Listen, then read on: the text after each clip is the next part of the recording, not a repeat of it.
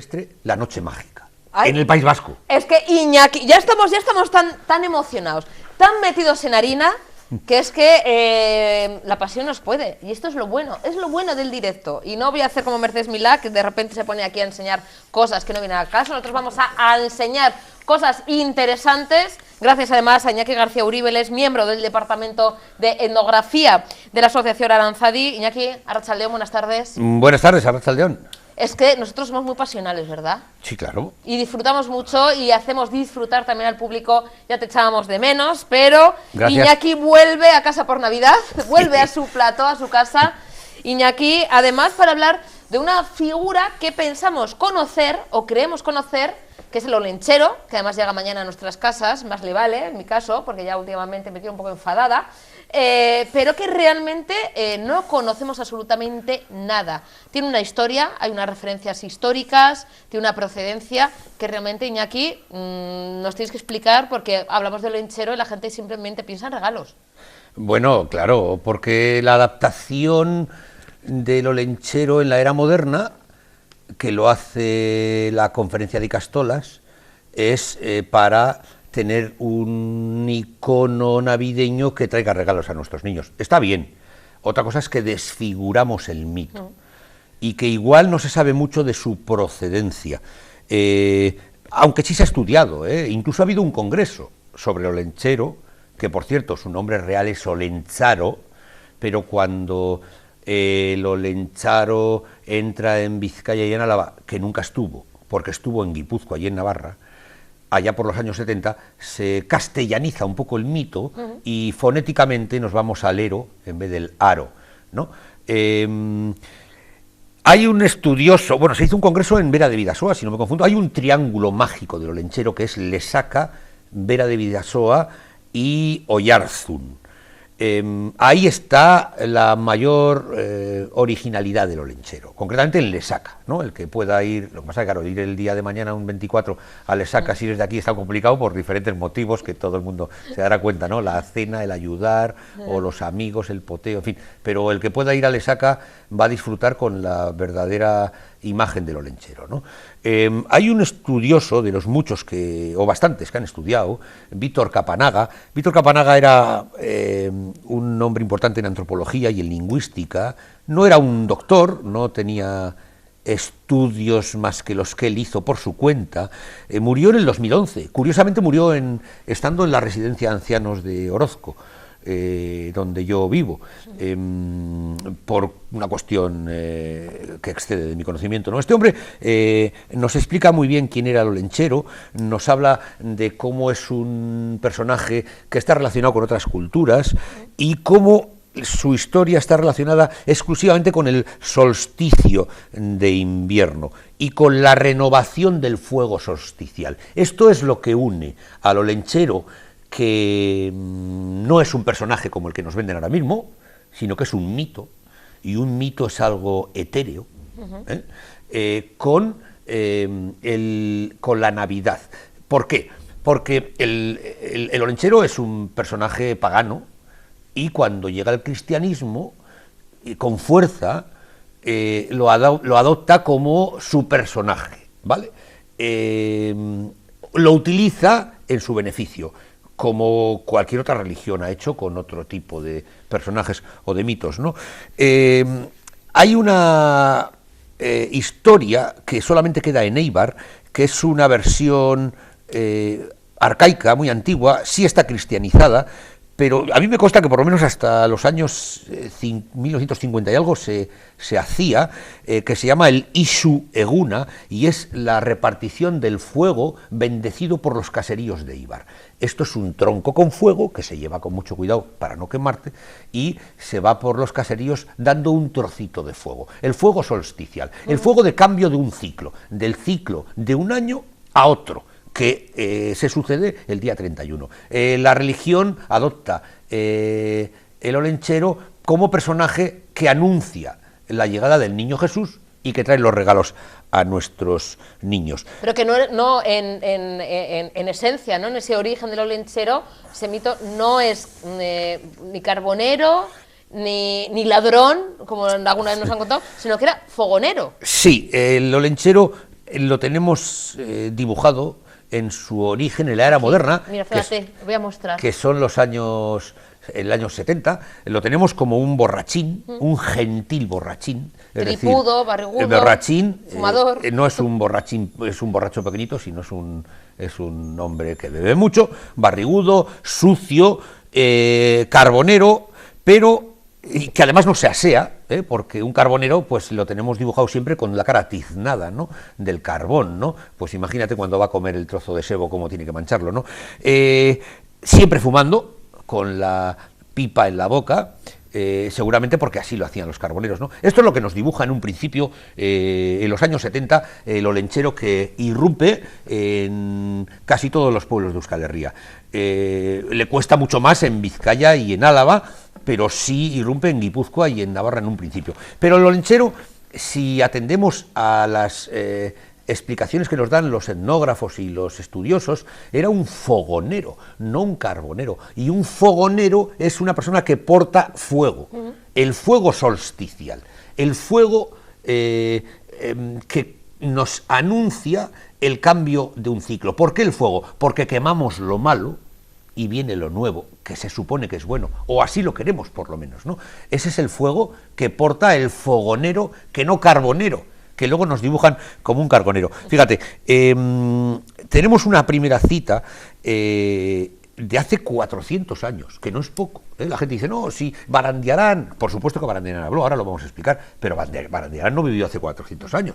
Todavía hace unos cuantos decenios, José Miguel de Barandiarán, el primer etnógrafo vasco, daba clases en Derio, en el seminario, a los primeros etnógrafos discípulos de él, en los grupos Etniker, por ejemplo, ¿no? Quiero decir que no murió hace tantísimos años, ¿no? Bueno, hace 400 años un presbítero de Lezo, Martínez Lope de Isasti, ya nos da un primer dato que lo tenemos constatado.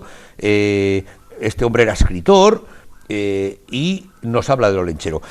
En el año 1922, hace casi un siglo, Resurrección María de Azcue, que es quien lleva el nombre del seminario de Derio, este era un cura de Lekeitio, era músico, era un hombre muy importante, fue uno de los impulsores de que no se pierda a finales del siglo XIX el euskera, creo que fue el primer presidente de Euskaltzaindia durante muchos años. Bueno, pues este hombre nos habla del olenchero también de una manera importante, pero sin duda que es José Miguel de Barandiarán, quien en un libro de sus obras completas, las obras completas de Barandiarán, pues es un poco el totum para los que somos, en mi caso, aprendices de etnógrafos, otros son etnógrafos, es un poco la Biblia, ¿no? Esta colección la editó la Gran Enciclopedia Vasca, comandada por mi buen amigo José Mari Martín de Retana, ya falleció, el gran mecenas de la cultura vasca, editando cosas. En su tomo primero, como epílogo, escribe un texto, Barandiarán, que lo titula Kismi y el ocaso de los dioses.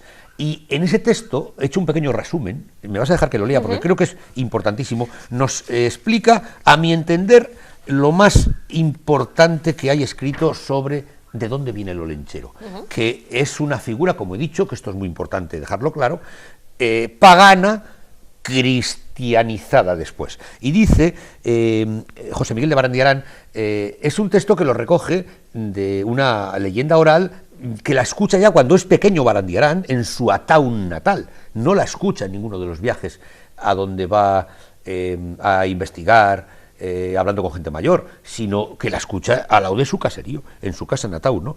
Y dice que la escucha además muchas veces. Dice que, muy resumido, los gentiles, pastores trashumantes, se divertían un día en el collado Argainzabaleta, en la sierra de Aralar, cuando vieron que del lado de oriente avanzaba hacia ellos una nube luminosa. Esto es muy típico en las leyendas, ¿no? Los arroyos de agua que nos ofrecen pulcritud y las nubes que nos ofrecen misterio.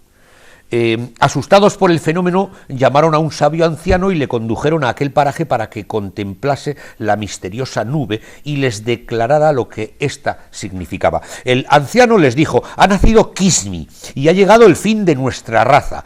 Echadme por el vecino precipicio. Quismi, que en su lengua significa mono, era el apodo con que los gentiles llamaban a Cristo. Entonces estos, seguidos de la nube milagrosa, corrieron hacia occidente, y al llegar al vallecito de Arrastaran, se sepultaron precipitadamente debajo de una gran losa que desde entonces se llama Gentillarri, piedra de los gentiles, que es el dolmen de este nombre que años más tarde exploré, dice Barandiarán, en compañía de los doctores Aranzadi y Eguren. Así tuvo fin la gentilidad, según la leyenda. Pero a algunos sobrevivió aquel colectivo hundimiento de los pastores de Aralar y bajó al valle a anunciar el nacimiento de Quismi, Cristo. A este primer misionero le conocen hoy en algunas regiones de Baskonia con el nombre de Olenchero.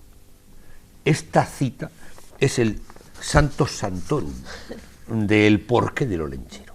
De estas 10 líneas podemos descifrar muchísimas cosas y dibujarnos el origen del mito, que llega a la gente mayor que se lo han contado sus antepasados. Y es Barandiarán quien, con esa antena especial que tenía para escuchar las cosas, pues nos la hace saber. Como digo, está publicado y es el Sanctus Sanctorum. Igual no es tan conocido. Mi buen amigo Manu Echevarría Ayesta, que es etnolingüista, es discípulo de Barandiarán, vive en Galdacao, es ceberiano él, es un estudioso del Olenchero, posiblemente sea una de las personas actualmente que más sabe sobre el Olenchero.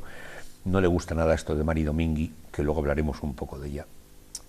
Para saber quién es, porque no le vamos a poner muy bien, no le vamos a poner muy bien.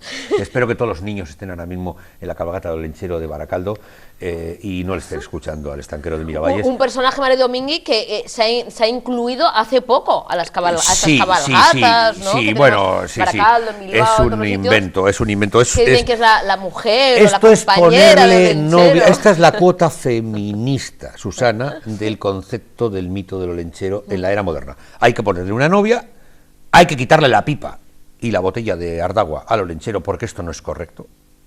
Da mala imagen. Muy mala ¿no? imagen. Lo de ya no hay, no, a tabaco no, y ya no, le quita la pipa al Olenchero. Tabaco nunca. Eso sí, en casa vemos las películas de Drácula y chupamos sangre por la tele con los críos al lado, cuidado. Y además las noticias del Teleberri o de cualquier telediario de positivas tienen lo que yo tengo de femenino, es decir, nada. Vemos bombas, vemos barbaridades, pero no pasa nada con nuestros críos. Eso sí, si Olenchero tiene una pipa y tiene una botella de vino al lado, esto, por favor, que Dios me libre, que estamos un poco locos, ¿no? Vale, pues nos inventamos por aquello del 50% de la parte contratante a la novia del Olenchero. Pero es que ponemos a Mari Domingui. ¿Quién es Mari Domingui? Mari Domingui es una chica que viene en un artículo de principios de siglo, en un texto, en una línea. No sabemos más de ella. Coño, ¿por qué no le ponemos a Mari? No Mari Domingui, Mari, la numen femenina vasca, la diosa femenina por excelencia. Joder, lo teníamos perfectamente quienes inventaron a la novia del Olenchero. Pero es que Mari Domingui es del siglo XVI y le ataviamos con esos tocados medievales que, por cierto, en Artziniaga, en el Museo Etnográfico, podéis verlo en el mejor sitio de Euskal Herria. Cada tocado tenía una explicación. Si era soltera tenía un tocado diferente, que si era casada, que si era viuda o que si estaba por casar, como digo. Entonces le ataviamos con un tocado, pero claro, le ponemos al Olenchero del era moderna. Entonces la novia tiene 362 años menos que el Olenchero. Jesús, madre. Esa relación yo no la auguro futuro. Esto es algo muy raro. Es una manera de liar y de manejar la historia, vamos, más que los telediarios. Sí, bueno, pero en fin, yo lo digo de una manera contundente porque yo hablo así de... No sé si la palabra es de serio y a su vez de claro, pero tampoco es para tanto. En cualquier caso, a mí no me parece bien que se haya desfigurado el mito y que no se haya trabajado el fuego solsticial, que es verdaderamente el juguete del Olenchero. Y es lo que nos traslada la historia. Ahí está la manipulación, como digo, que llega de los años 70, hace 46 años, que... bueno, un poquito después, 40 años más o menos, que se empieza a introducir. Pero mira, por ejemplo, la primera vez que se representa al olenchero en unas calles de Euskal Herria, creo que es en Arrasate, en Mondragón, y creo que es sobre los años 50, no sé si es un poquito antes de 1950, en plena posguerra. Acción Católica de Arrasate representa por primera vez que se sepa el olenchero. Y un poquito después es en Iruña, en Pamplona, creo que en el año 1956, cuando se representa por primera vez el olenchero. Mira, hay una leyenda muy cortita, publicada en uno de mis libros, Paseos por Orozco y Villa al Día, que es un libro que lo publiqué en el año 1997, es mi primer libro, y es un trabajo interesante tanto en cuanto recojo unas 45 leyendas nunca antes escritas, leyendas orales, que se trasladan de boca a oído de nuestros antepasados a sus hijos, hasta que llega un momento que con un compañero, Pedro Mario Janguren, ex cura, ya falleció, por cierto, el año pasado, pues conseguimos hacer un libro un poco montañero, un poco histórico, acabando con muchas leyendas, ¿no? Y una de ellas es la explicación de la entrada en el País Vasco del cristianismo. El cristianismo nace con Cristo, hace 2016 años, ¿vale? Con el niño Jesús. Pero tarda en expandirse por el mundo. Pero si quieres más al país de los vascos, que siempre ha sido un tanto peculiar nuestro país, así como en Burgos o en La Rioja tenemos ermitas que son del siglo VII, VIII, aquí las más antiguas, bueno, dicho muy rápido, son de hace 900 años, ¿no? San Pedro de Abrisqueta, Tavira en Durango, San Martín de Cínaga. Son además lugares que se apropian de otros lugares, templos paganos que había con anterioridad, y que el cristianismo, cuando entra más o menos hace 1000 años en Euskal Herria, lo hace suyo. Bueno, pues una de esas leyendas, que se titula En Olarte una niebla anuncia la llegada del cristianismo, es muy cortita, nos explica lo que intento contaros, que a veces no sé si puedo llegar a explicarme bien, porque no es fácil el contar estas cosas, y además yo, que tengo tanto miedo escénico a la televisión, pues me notará que estoy muy nervioso y que... Sí, lo haces de maravilla. Yo creo que te protege el olenchero. Me pongo, a mí me encanta. Mi hija está ahora mismo Udiarga viendo a Mari Domínguez y al olenchero en Bilbao, y bueno, pues le he dicho que iba a hablar del olenchero y me ha dicho que iba a decir, y le he dicho no te voy a contar, no vaya a ser que desfigure el mito. Cuentan en Olarte de Orozco que antes andaban por aquellas tierras muchos gentiles. Una vez vieron aparecer en lontananza una neblina, Lañu Marismea. Había entre ellos un anciano sabio que, a causa de alguna enfermedad, tenía cerrado continuamente los párpados y no veía. Abriéronselos con horquillas de madera, y al ver la neblina anunció el próximo advenimiento del cristianismo. Esta es una leyenda recogida a Pedro Mari de Sautu, un señor de Orozco, ya falleció, en el año 1923, por José Miguel de Barandiarán. Barandiarán recorría los municipios de Euskal Herria, y además de hacer excavaciones, de catalogar iglesias, de buscar datos del euskera antiguo, hablaba con la gente mayor para que le contara cuentos. Y luego los transcribía, y el legado que nos ha dejado es el puzzle más bonito para montar de la historia de Euskal Herria que podemos tener, ¿no? Entre estas cosas, esta leyenda que nos dice cómo los antepasados de este hombre de Orozco le contaban cómo va a llegar el cristianismo a Orozco, a Vizcaya, y con él, pues la figura de nuestro olenchero. Olenchero que se puede decir, de hecho, en la riqueza del euskera, los euskalkis nos hacen variar la palabra, la voz, de tal manera que, pues por ejemplo, se puede decir, o se dice, Oruntzago en Oyarzun, Onuntzago en Zarauz, con N, olenchero, olencharo, en fin, es una palabra que, como otras muchas en euskera, tiene diferentes acepciones y diferentes maneras de dictarla allá de donde se diga, ¿no? Iñaki, nos tenemos que marchar, nos da mucha pena, pero como sabes que en menos de una semana nos volvemos a ver el próximo miércoles, si no me equivoco, Dios mediante. ¿Te parece? Me parece muy bien que el día 30, si te parece a ti bien, Sí. Venga un ratito aquí, estos 20 minutos de gloria, y pueda contaros alguna cosa. Quiero acabar diciendo de dónde proviene la palabra olenchero, porque esto también ha dado lugar a diferentes